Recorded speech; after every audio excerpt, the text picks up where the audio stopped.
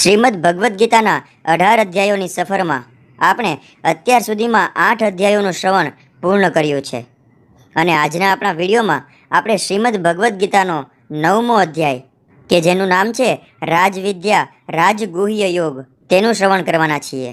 પૂર્ણ પુરુષોત્તમ પરમેશ્વર બોલ્યા, પ્રિય અર્જુન, તું કદાપી મારી ઈર્ષા કરતો નથી, તેથી હું તને આ પરમ ગુહ્ય જ્ઞાન તથા સાક્ષાત્કાર વિશે જણાવીશ કે જે જાણી તું ભૌતિક અસ્તિત્વના સર્વ કલેશોમાંથી મુક્ત થઈ જઈશ.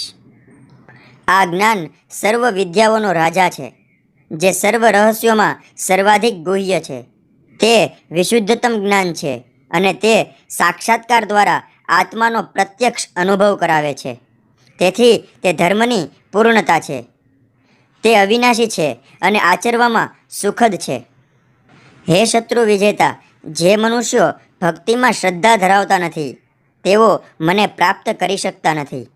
તેથી તેઓ આ ભૌતિક જગતમાં જન્મ મરણના માર્ગે પાછા આવે છે. આ સમગ્ર જગત મારા વડે મારા અવ્યક્ત રૂપમાં વ્યાપ્ત છે. સર્વ જીવો મારામાં છે, પરંતુ હું તેમનામાં નથી. તેમ છતાં મારા વડે ઉત્પન્ન બધી વસ્તુઓ મારામાં સ્થિત રહેતી નથી.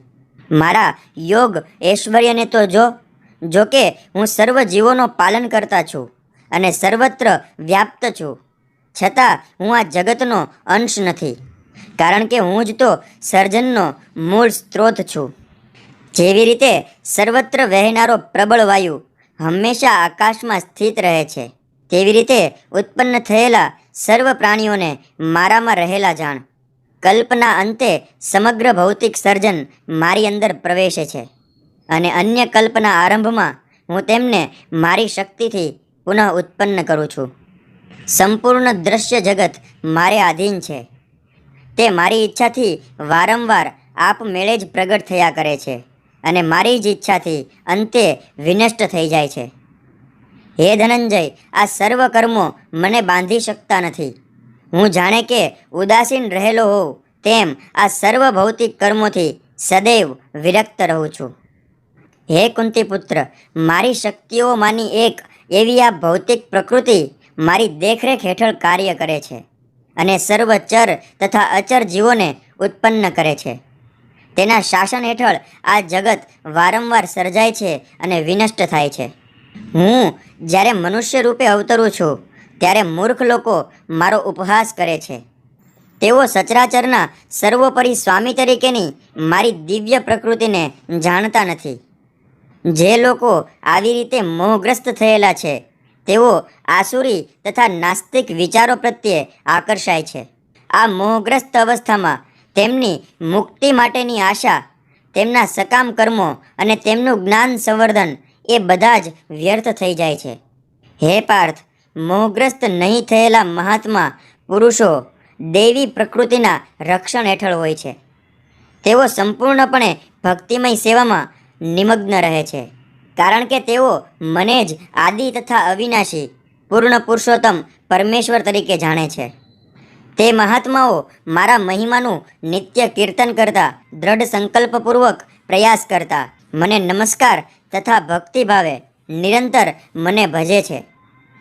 જે મનુષ્યો જ્ઞાન સંવર્ધન દ્વારા યજ્ઞમાં પરોવાયેલા રહે છે તેઓ પરમેશ્વરને એકમેવ અદ્વિતીય રૂપે, અનેક રૂપો ધરાવનારા તરીકે અને વિરાટ રૂપે ભજે છે. પરંતુ હું જ કર્મકાંડ, હું જ યજ્ઞ, હું જ પિતૃતર્પણ, ઔષધિ તેમજ દિવ્ય મંત્ર ઘોષ છું. હું જ ઘી, અગ્નિ અને આહુતિ છું. હું આ બ્રહ્માંડનો પિતા, માતા, આશ્રયદાતા તથા પિતામહ છું. હું જ્ઞાનનો વિષય, વિશુદ્ધિકર્તા તથા ઓમકાર છું. હું ઋગ્વેદ, સામવેદ તથા યજુર્વેદ પણ છું. હું જ પરમ લક્ષ્ય, પાલન કરતા, સ્વામી, સાક્ષી, ધામ, આશ્રયસ્થાન તથા અત્યંત પ્રિય મિત્ર છું. હું સર્જન તથા પ્રલય, સર્વનો આધાર, આશ્રય તથા અવિનાશી બીજ છું. હે અર્જુન, હું જ ઉષ્ણતા આપું છું અને હું જ વરસાદને રોકી રાખું છું તથા મોકલું છું. હું અમરત્વ છું અને સાક્ષાત મૃત્યુ પણ હું જ છું. ચેતન તત્વ તથા જળ તત્વ બંને મારામાં છે. જે મનુષ્યો વેદાધ્યયન કરે છે તથા સોમરસનું પાન કરે છે તેઓ સ્વર્ગ પ્રાપ્તિ માટે પ્રયત્ન કરીને પરોક્ષ રીતે મારી પૂજા કરે છે. તેઓ પાપ કર્મમાંથી મુક્ત થઈને પુણ્યમય સ્વર્ગીય ઇન્દ્રલોકમાં જન્મ લે છે, જ્યાં તેઓ દેવ જેવો આનંદ ભોગવે છે. એ રીતે જ્યારે તેઓ વિશાળ સ્વર્ગીય ઇન્દ્રસુખ ભોગવી લે છે અને તેમના પુણ્ય કર્મોના ફળ પૂરા થઈ જાય છે, ત્યારે તેઓ આ મૃત્યુલોકમાં પાછા આવે છે. એ રીતે જે મનુષ્યો 3 વેદોના સિદ્ધાંતોમાં દ્રઢ રહીને ઇન્દ્રિય સુખ પામવા પ્રયત્ન કરે છે, તેઓ નિરંતર જન્મ તથા મૃત્યુને પ્રાપ્ત કરતા રહે છે. પરંતુ જે લોકો અનન્ય ભાવે મારા દિવ્ય સ્વરૂપનું સદા ચિંતન કરતા રહી મને ભજે છે, તેમની જરૂરિયાતોની હું પૂર્તિ કરું છું તથા તેમની પાસે જે છે તેનું રક્ષણ કરું છું. હે કુંતી પુત્ર, જે મનુષ્યો અન્ય દેવોના ભક્ત છે અને તેમની શ્રદ્ધાપૂર્વક પૂજા કરે છે, તેઓ વાસ્તવમાં પરોક્ષ રીતે મારી જ પૂજા કરે છે, પરંતુ તેમની તે ઉપાસના અવિધિપૂર્વકની અર્થાત યોગ્ય જ્ઞાનથી રહિત હોય છે. હું જ સર્વ યજ્ઞોનો એકમાત્ર ભોગતા અને સ્વામી છું.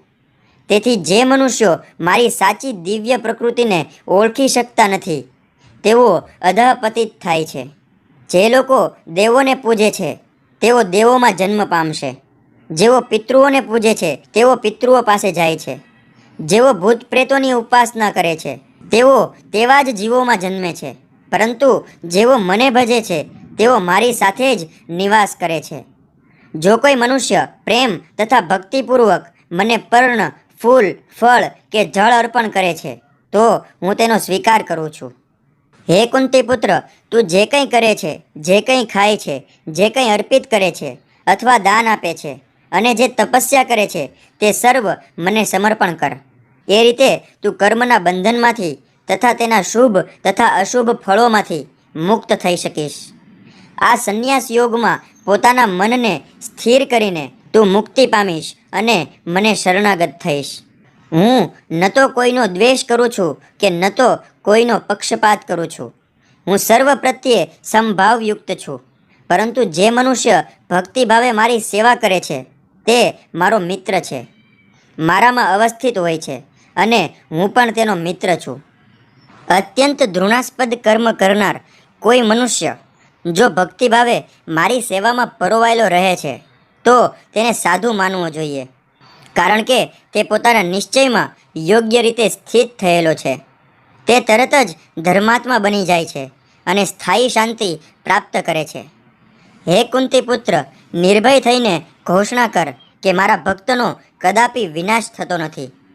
હે પાર્થ, જે મનુષ્યો મારું શરણ ગ્રહણ કરે છે તેઓ ભલે નિમ્ન યોનિમાં જન્મેલા સ્ત્રીઓ, વૈશ્યો તથા શૂદ્રો હોય તો પણ તેઓ પરમગતિ પ્રાપ્ત કરે છે. તો પછી ધર્માત્મા બ્રાહ્મણો, ભક્તો તથા રાજર્ષિઓ વિશે કહેવાનું જ શું હોઈ શકે? માટે આ ક્ષણિક દુઃખમય જગતમાં જન્મીને મારી પ્રેમમય સેવામાં પોતાને પરોવી દો. તારા મનને મારા નિત્ય ચિંતનમાં પરોવી દે. મારો ભક્ત થા, મને નમસ્કાર કર અને મારી જ પૂજા કર. એ રીતે મારામાં સંપૂર્ણ રીતે તન્મય થઈને તું નક્કી મને પ્રાપ્ત કરી શકીશ. આ પ્રમાણે શ્રીમદ ભગવદ્ ગીતાનો રાજવિદ્યા રાજગુહ્ય યોગ નામનો 9મો અધ્યાય અહીંયા સમાપ્ત થાય છે. દર્શક મિત્રો, જો તમને આ વિડીયો પસંદ આવ્યો હોય તો લાઈક, શેર અને કમેન્ટ અવશ્ય કરજો અને મારી આ ચેનલને સબસ્ક્રાઈબ પણ જરૂરથી કરજો. ફરી મળશું આપણે શ્રીમદ ભગવદ્ ગીતાના 10મા અધ્યાય સાથે. ત્યાં સુધી નમસ્તે.